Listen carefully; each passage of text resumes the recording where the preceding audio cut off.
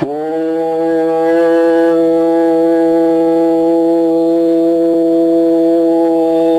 ஈஸ்வரா குருதேவா.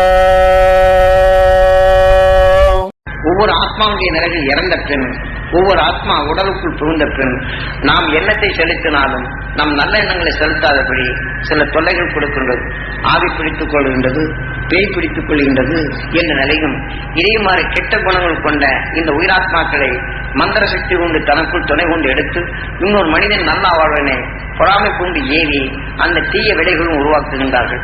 இதை போன்ற நிலைகளும் நமக்குள் நினைத்திருக்காதபடி அந்த மகிழ்ச்சிகளின் அணுசக்தி நான் பெற வேண்டும், என் உடலுக்குள் இருக்கக்கூடிய ஜீவாத்மா பெற வேண்டும் என்று நாம் எண்ணி அந்த அருள் சக்தி நமக்குள் கூட்டினால் நாம் எப்படி நாம திரவகத்தை ஊற்றி தங்கத்துக்குள் திரவத்தை ஊற்ற உடனே பித்தளைகள் ஆவியா மாறுதோ, இதை போலவும் கண்ணன் தன் கருவுக்குள் இருக்கக்கூடிய குழந்தைக்கு உபதேசித்தார். அதாவது கருவுக்குள் இருக்கக்கூடிய குழந்தைகளுக்கு உபதேசித்தார் என்று நாம் கண்ணின் நினைவலைகளை விண்ணை நோக்கி ஏகி அந்த மகிழ்ச்சியின் அணுசக்தி ஆற்றலை பெற வேண்டும் என்று எண்ணி தன் உடலுக்குள் நினைவை செலுத்தி என் உடலுக்குள் மகிழ்ச்சியின் அணுசக்தி படர்ந்து என் உடல் உள்ள ஜீவாத்மாக்கள் அனைத்தும் அது பெற வேண்டும் என்று அந்த உணர்வின் சக்தி நம்ம உடலுக்குள் அது செலுத்தப்படும் போது அந்த உணர்வு ஆற்றல் மிக்க மெய்ஞானின் அணுசக்திகள் அது இழந்து அது நம்மளுடன் ஒத்துழைக்கும் நிலையில் வரும். எந்த ஆவியும் இன்னொரு மந்திர சக்தியால் தடைப்படுத்த முடியாது. அப்படி தடைப்படுத்தினாலும் இன்று ஒருத்தன் போக்கியை நம்மளை அடக்க வருகிறார் என்றால் போக்கிரை கண்டால் நாம் பயந்து கொண்டே இருக்கிறோம். இதை போலதான் ஒரு இன்னொரு ஆவியினுடைய தன்மைகள் ஒரு உடலுக்குள் பிறந்து விட்டால் இன்னொரு போக்கிரியான தன்மை கொண்ட குணங்கள் கொண்ட அந்த ஆவியை இவன் உடலுக்குள் ஏவச் செய்து இந்த உணர்வு ரெண்டும் போர் முறைகளில் தான் இருக்கும். ஆக எந்த ஆவி இவர்கள் ஏவினாலும் அவர்கள் கைகால் படத்தில் இருந்து கொண்டேதான் இருக்கும். நெகட்டிவ் பாசிட்டிவ் ஒன்றுக்கொண்டு நாம் எப்படி பார்த்தவுடனே பயந்து கொண்டிருக்கிறோமோ அதே போல இந்த உணர்வின் தன்மை மோதிக்கொண்டு அதை அடக்கிக் கொண்டே உள்ளுக்கு கைகால் படைச்சலும் பல தீய வினைகள் உருவாக்குமே தவிர அன்னைக்கு அவள் சிறிது காலம்தான் அது இருக்கும். மீண்டும் இந்த கெட்ட ஆவியின் உணர்வு நமக்குள் சுவாசித்து இந்த உணர்வின் தன்மையை நாம் இறந்த பின் அது சிறிதாக இடம் பட்டால் அவர்களை நினைக்கி நம்ம அழைத்து சென்று இந்த மனிதனுடைய உருவனுடைய நிலைகள் சீர்குலைக்க செய்துவிடும். இதை போன்ற நிலைகள் எல்லாம் இருந்து மீட்டுவதற்கு உங்களை இப்ப இந்த முறைப்படி தியானம் இருந்து இப்ப நம்ம அந்த ஆத்மசக்தியை செய்து கொள்ள வேண்டும். இந்த ஆத்மசக்திங்கிற போது ரேடியோ டிவிகளை எப்படி ஒழுங்குபடுத்திக் கொண்ட பின் அந்த சுவிட்சை போட்ட உடனே வருகின்றதோ இதை போன்றுதான் நாம் நல்ல குணங்களுக்குள் இப்ப நாம் உபதேசித்த இந்த சக்தியை இந்த முறைப்படி தியானம் செய்து கொண்டால் காற்றிலே மிதந்து கொண்டு இருக்கக்கூடிய இந்த சக்தியை நாம் உடனடியாக சுவாசித்து நமக்குள் இருக்கக்கூடிய தீமையை அது போக்கிக் கொள்ள நம்மளுக்கு அந்த சக்தி வேணும்.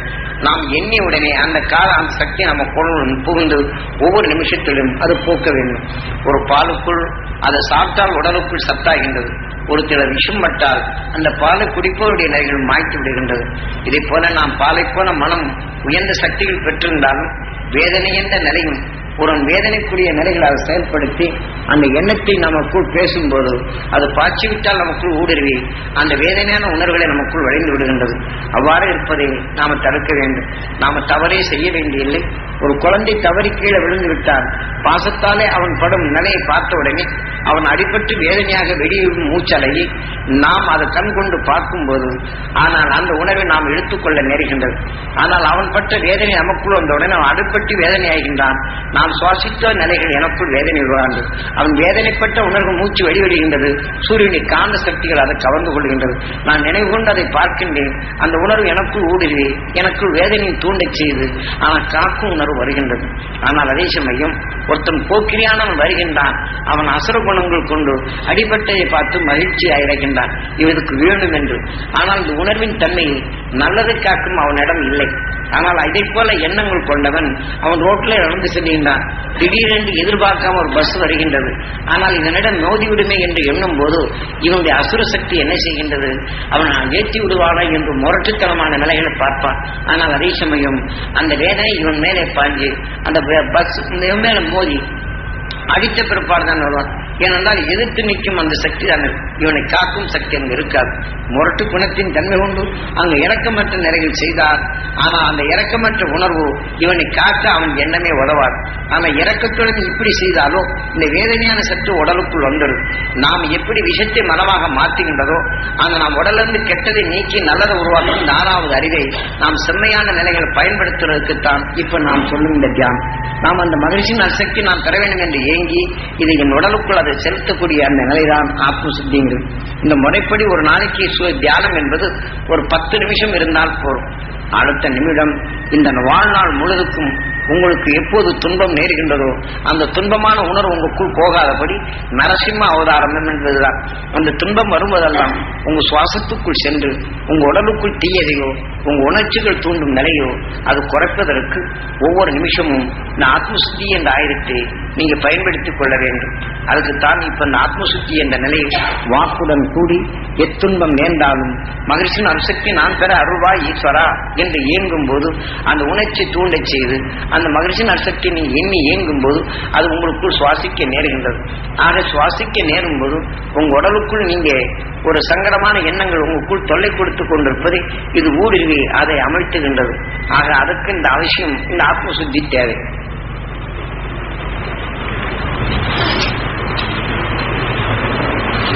அதனால இப்போ இந்த தியானம் இருந்தவர்கள் ஒவ்வொருத்தரும் இதை நீங்க பயன்படுத்திக் கொள்ளுங்க. இந்த ஆத்மசுத்தி என்பதை இப்ப நாம தியானம் வந்து எவ்வளவு நேரம் இருந்தோம்? ஒரு 10 நிமிஷம் தான். இது போறோம். ஏனென்றா செடி கொடிகள் அனைத்துமே சூரியனுடைய காந்த சக்திகள் எடுத்துக்கொள்கின்றது. பாக்கி நாள் முழுதும் என்ன செய்து இந்த காற்றில் இருந்து இருக்கக்கூடிய சக்தி தனக்குள் எடுத்து தன் இனத்தை வளர்த்துக் கொள்ளுது. இதே போல மெய்ஞானிகள் காட்டிய அந்த அறுவழியை பெறுவதற்கு நமக்குள் அந்த ஆற்றல் தேவை. இப்போ ஆத்மசுத்தி செய்வோம். எல்லாரும் நேரம் நிமிர்ந்துடும். இப்போ முகவாய் மேல மேல தூக்கி அப்படி இருக்கும். அம்மா அப்பா அருளால் மகர்ஷிகளின் அருசக்தி நான் பெற அருள்வாய் ஈஸ்வரா என்று ஏங்கிருங்க. அம்மா அப்பா அருளால் மகர்ஷிகளின் அருள்சக்தி நான் பெற அருள்வாய் ஈஸ்வரா குருதேவா.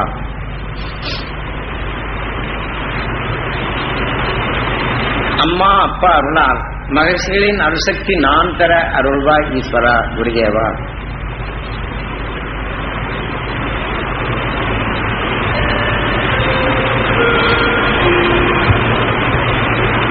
இப்போ மகர்ஷிகளின் அருள்சக்தி என் உடல் முழுதும் படர்ந்து என் உடல் உள்ள ஜீவாத்மாக்கள் அனைத்தும் மகர்ஷிகளின் அருள்சக்தி பெற அருள்வாய் ஈஸ்வரா இந்த ஏக்கத்துடன் அந்த கண்ணை கண்ணம் அணைக்கி அந்த ஏக்கத்தோட இருந்து இப்படி ஒரு நிமிஷம் இருக்கணும். முதல்ல அம்மா அப்பா அருளால் மகர்ஷியின் அருள்சக்தி நான் பெற அருள்வாய் ஈஸ்வரா என்று அது திரும்ப திரும்ப நினைக்கும் போது ஒரு நிமிஷம். இப்ப இதே மாதிரி மகர்ஷிகளின் அருள்சக்தி என் உடல் முழுதும் பரவி என் உடலுக்குள் இருக்கக்கூடிய ஜீவாத்மாக்கள் அனைத்தும் மகர்ஷிகளின் அருள்சக்தி பெற அருள்வாய் ஈஸ்வரா குருதேவா. அதாவது நாம் எண்ணக்கூடியது நம் உடலுக்குள் எல்லா குணங்களையும் அந்த மகிழ்ச்சியின் அருள்சக்தி படர்ந்து என் உடலுக்குள் இன்னொரு ஆத்மா வந்திருந்தாலும் அந்த ஆத்மாவுக்கும் இது பெற வேண்டும் என்று நினைவு செலுத்தினால்தான் அதிலே சேரும். ஆகினாலே மகிழ்ச்சிகளின் அருள்சக்தி என் உடலுள்ள ஜீவாத்மாக்கள் அனைத்தும் வெற்றி பெற அருள்வாய் ஈஸ்வரா குருதேவா.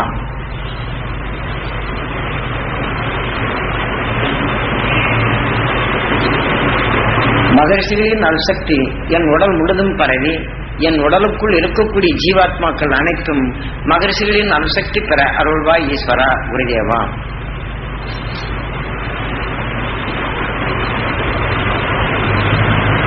இப்ப கண்ணம் மூடுங்க. மகர்ஷிகளின் அருள்சக்தி என் உடல் முழுதும் படர்ந்து என் உடலுக்குள் இருக்கக்கூடிய ஜீவாத்மாக்கள் அனைத்தும் மகர்ஷிகளின் அருள்சக்தி பெற அருள்வாய் ஈஸ்வரா குருதேவா. இப்ப கண்ணம் மூடி நினைவை உங்க உடலுக்குள் செலுத்தி இதே மாதிரி ஒரு நிமிஷம் சொல்லிட்டோம்.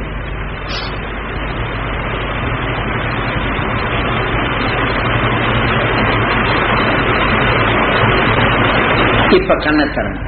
மகர்ஷிகளின் அருள்சக்தி என் உடல் முழுதும் பரவி என் உடலுக்குள் இருக்கக்கூடிய ஜீவாத்மாக்கள் மகர்ஷிகளின் அருள்சக்தி பெற அருள்வாய் ஈஸ்வரா குருதேவா. இந்த நினைவை அப்படி கண்ணை திறந்து ஏங்கி இழுங்க.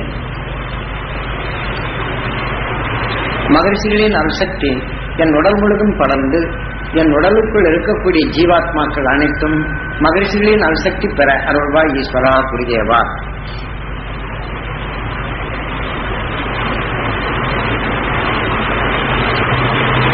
இப்ப கண்ணை மூடி மகிழ்ச்சிகளின் அல்சக்தி என் உடலுக்குள் என் உடல் முழுதும் பரவி என் உடலுக்குள் இருக்கக்கூடிய ஜீவாத்மாக்கள் அனைத்தும் மகிழ்ச்சிகளின் அல்சக்தி பெற அருள்வாய் ஈஸ்வரா குருதேவா.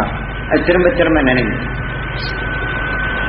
இத மாதிரி செய்துட்டு இந்த எண்ணங்களை ஒரு நிமிஷமாவது திரும்ப திரும்ப உங்க மனசுல எண்ணி இது பேசி வெளியில அனுப்பும் போது இந்த சூரியனுடைய காந்த சக்தி கவர்ந்து கொள்ளுது. அது திரும்ப திரும்ப சொன்ன உடனே நாம் பேசிய மூச்சலைகள் நம்மை நெருங்கி வருது. அப்ப நமக்குள் இந்த ஆத்மாவாக பாதுகாப்பு கவசமாகுது. இப்ப அடர்த்தியான சக்தியை நமக்குள் எடுத்து நாம் சுவாசிக்கும் போது நம் உடலின் முன்மனம் இது நிற்கின்றது. அப்ப நாம இந்த மாதிரி வீட்டை விட்டு வெளியில செல்லும் போது இது மாதிரி ஆத்ம சுத்தி செய்துட்டு போகும். இப்ப கடையில வியாபாரம் இல்லை, அது இல்லைன்னு எண்ண வேண்டியதில்லை. கடையில போய் உட்கார்ந்து ரோட்ல போகும்போது எத்தனையோ கெடுதல்களை பாக்குறோம். அப்ப சங்கடம், சலிப்பு, கோபம், பயம், அவசரம் அத்தனை வரும். ஒவ்வொருத்தரும் நம்ம பஸ்ல கார்ல போகும்போதே ஒவ்வொருத்தர் செய்யற சேட்டையை பார்த்து நம்ம காத்தணும். ஒருத்தர் குறுக்கு போவோம், அறிவிக்கிட்டத்தனமா போற மாதிரி நம்ம காத்தணும். இதே போல மற்றவங்க செய்யறத பார்க்கும்போதெல்லாம் இந்த உணர்வு நமக்குள்ள வந்துடுது. அப்ப நாம இங்கிருந்து கடந்து நம்ம கடைக்கு போகும்போது இது சுத்தப்படுத்தணும். ஏன்னா இங்க கடையில போய் உட்கார் ரோட்ல பார்க்கும்போது எல்லாம் பார்த்து போகுது, வழிகாட்டுது. ஆனால் நாம் அங்க போன உடனே சுத்தப்படுத்தணும். ஆத்ம சுத்தி செய்துட்டு மகிழ்ச்சிகளின் அசக்தி நம்ம கடையில படரணும். நம்ம வாடிக்கையாளர் அணுவும் நலமும் வளமும் பெறணும். என் சொல்லுக்குள் இனிமை பெறணும். என் செயலெல்லாம் நல்லதாக்கணும். நான் பார்ப்பதெல்லாம் நல்லதாகணும். நான் பார்ப்போரெல்லாம் நல்லவராகணும். என்னை பார்ப்போருக்கெல்லாம் நல்ல உணர்வு வரணும். என்னை பார்க்கும்போது நல்லதாக எண்ணணும் அப்படின்னு சொல்லிட்டு உங்க கடையில போய் உட்கார்ந்து இந்த எண்ணத்தை நீங்க பரப்பிக்கொள்ளும். இது வாழ்க்கைக்கும் உதவுது. அதே சமயம் ரோட்ல போன இந்த உணர்வே அந்த மகிழ்ச்சியின் அசக்தி நாம சுவாசிச்சு இந்த உடலுக்குள் நல்லதை சேர்த்துக்கொள்ளும். ஆக இது மனிதன் ஒருவன் மட்டும்தான் செய்ய முடியும். மற்ற உயிரினங்கள் தன்னை தற்காத்துக் கொள்ளக்கூடிய நிலைகள் வருகின்றது. ஆக நமக்குள் இந்த உணர்வு சக்தி கடையில் வியாபாரத்துக்கு வரும்போது இதே மாதிரி